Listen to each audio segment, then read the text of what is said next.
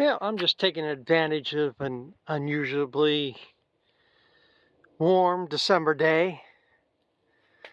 Just trying to get some things caught up here. Finally got around to cleaning up my bagger. Got that all hosed off. I gotta figure out where I'm gonna park it where it's out of the way. And hopefully I can get some work done on it next year. I say I won't need it till corn next year. I doubt I probably won't be chopping any grass. I'm hoping I can chop some corn next year. If I still keep animals around, I'm hoping to do at least 150-foot bag of corn silage. We'll see what happens. And finally got this back yesterday. And I ended up more into it than I wanted. Figure what I would need. When I took it earlier this spring, they said might need front brakes and wheel bearing. Well, I got the wheel bearing. I've had problems. Well, I felt it's a problem. The pedals felt spongy and has a lot of travel to it. And I figured, well, either the pads are getting more, or with the amount of towing I do, like say towing this thing and holding it back on hills. I mean, it's all truck brake. So I figured they could be getting more glazed. So, like I said, I bought pads. I was going to do all 4 wheel pads. You know, like I say, unless you got it up on the lift, you can't get a wrench to get the wheel bearing, or the bolts to hold the wheel bearing on. So I said, hell with it. I'll just take it somewhere. And of course, like I figured, they'd find something more. And now, like I said, I've had the front brakes or front wheels off, and the rotors didn't look bad, but he said they were pitted on the back side. The back ones were pitted. At least one, well, I guess both front calipers were hanging up or sticking. So we didn't use the brake pads I got because, like he says, because he deals with a different part supplier, different auto parts places in Napa, and basically use their parts, they warranty them. There ain't really much warranty on brakes anyhow, because they're a wear item, but I guess for manufacturer defects anyhow. So we ended up putting all 4 rotors, pads on all 4 wheels, and both front brake calipers. And like I said, when I took it this spring to get inspected, I've been taking it to the dealer because I got free lifetime inspections. And like I said, I can't complain too much because this is the first year I've had to put anything into this truck. It's got 68,000 miles on it. I bought it in June of 2015. And every year for inspection, I haven't put a damn thing into it. I walk in, they check it over, I walk out. I had to put a headlight bulb in 2 years ago, 3 months after I changed it. And then about a month later, it wasn't working again. And here, it's not the bulb, it's something in the plug. I guess it is a fairly common thing. I guess there is an updated plug or heavier wiring thing you can put in there or something. I never did, but the light's been working ever since. Because all I did after the last time it didn't work, I wiggled it around. It's been working ever since. So, but they wanted $600 to replace that wheel bearing, and that was parts and labor, and $500 to replace the pads. So they wanted $1,100 just to do 2 pads and the wheel bearing. Now that wheel bearing cost me $230 some, and I forget what labor he charged me to put that in. But I got, they say, all 4 rotors, all 4 brakes, 2 calipers, and installing that wheel bearing was $1,200. And I mean, I don't think I would really have saved much doing it myself, because I would have bought, if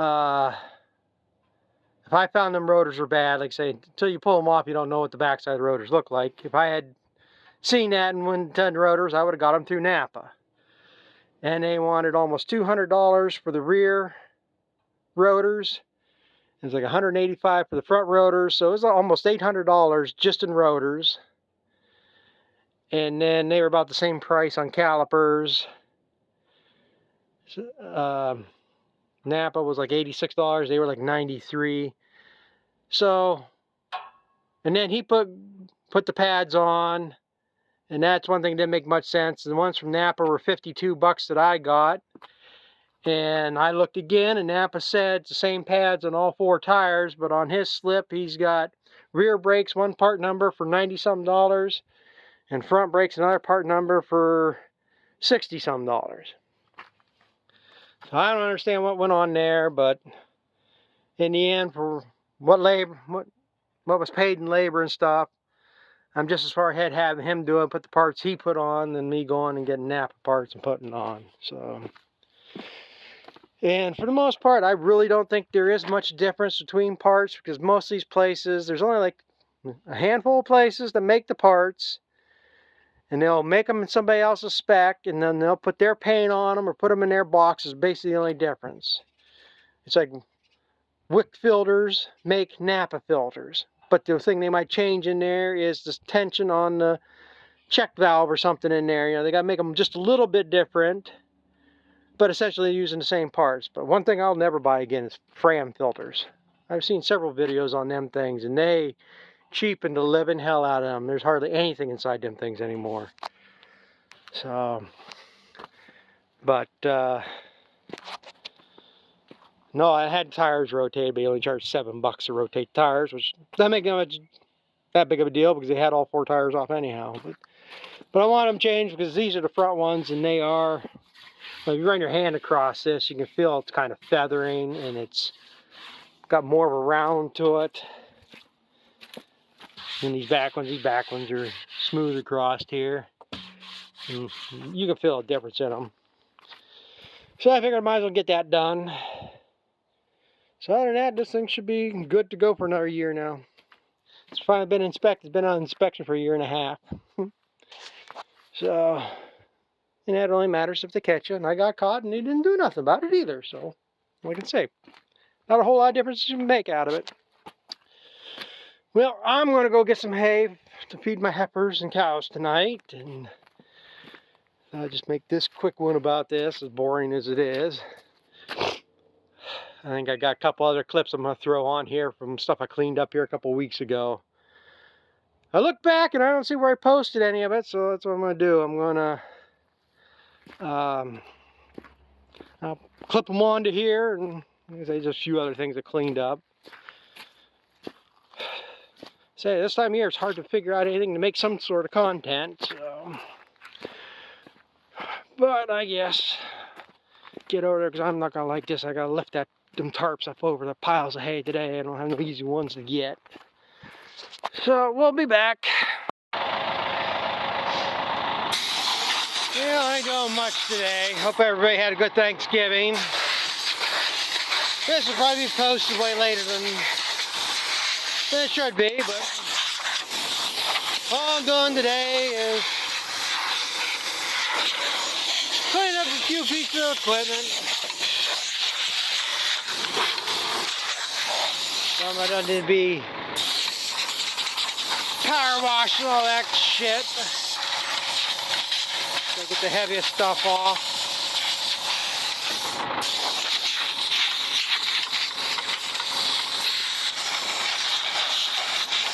See if I can clean it off a little bit before this, but I thought I was going to use it again.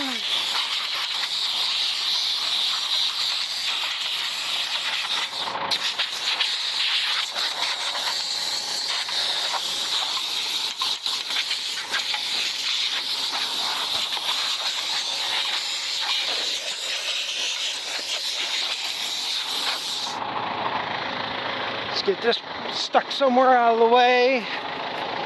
Yeah, I can't see up in there.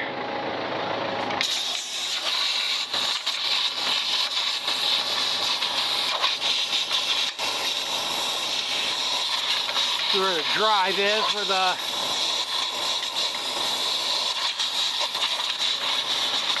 intermesh to drive the wings.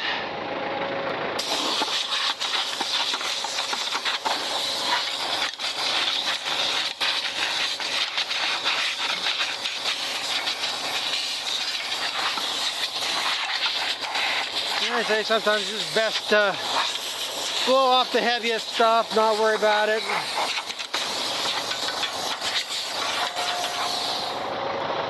Like a hay tedder. There ain't really much sense power washing that. It's going to sit outside anyhow. And that's the other thing, I gotta move it somewhere so I can wing it out.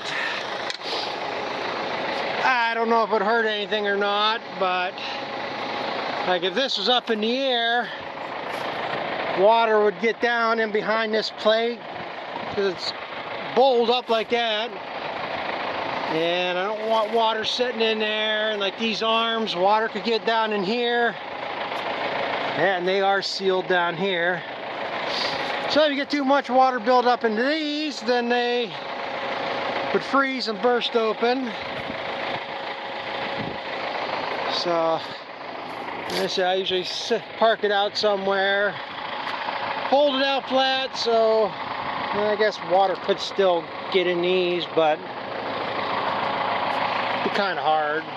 Biggest thing is to keep the water from just getting up in here and sitting in them hubs and them bearings and stuff. So leave that open. Wait a minute, cats will find a home in there. But like I said, that's all I've been doing today. Thought maybe I was going to be hauling corn today, but never called. So like I said, it rained pretty steady there for 2 days. I don't know if it's greasy enough it would stop them or not, but he never called. So tomorrow's basically the last good day we have. So more likely to go tomorrow. It'll be the first day of deer, but that really don't bother me too much. I don't go out hunting. I'll have my 2 brothers and my niece and my nephew and who all else around here will go hunt. If they want to hunt, they can hunt. I moved my silage wagon out of the road. I gotta move this. I'm trying to figure out what the hell to do with that baler. And that really doesn't matter if I move it or not. I don't have no place to stick that in.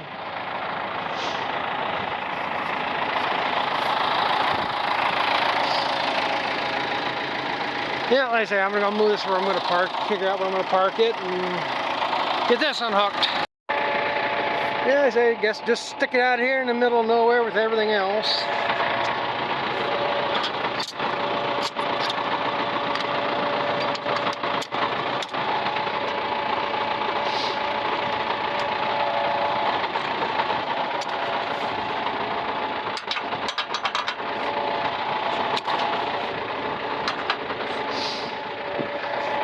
I guess it gets set here. Next time I need this, I'll need the rake, so I'm not blocking that in. I can't move that wagon because I stole a tire off of that wagon for that wagon so the neighbor could use it. So I just got that pulled around here, so that can't go nowhere. Maybe bring my bagger out and park it right here, maybe, I don't know. I guess get things cleaned up. I say tomorrow's the last day. We got snow, possibly some accumulation of some sort by the first of the week. Depending on what forecast you say, 3 different times there. See, 3 inches on 3 different forecasts. So we might get 6 or 7 inches over the next 3 or 4 days there.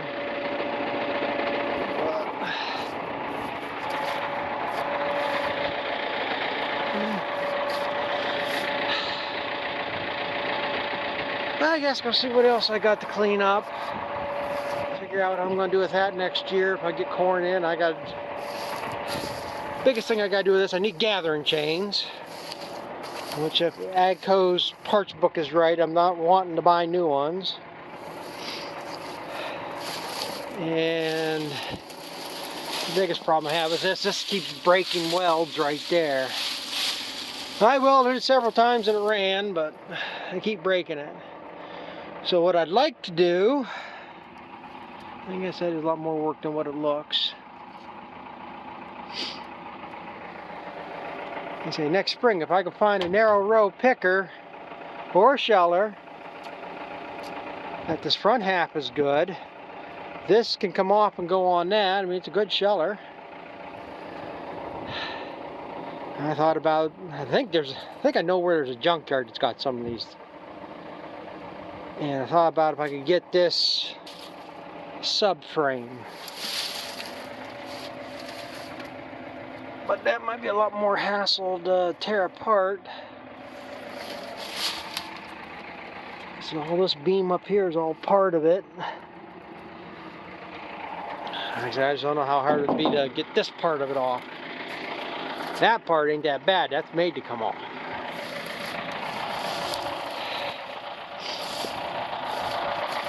But we'll see what happens. But like I say, let's see what else I can find it.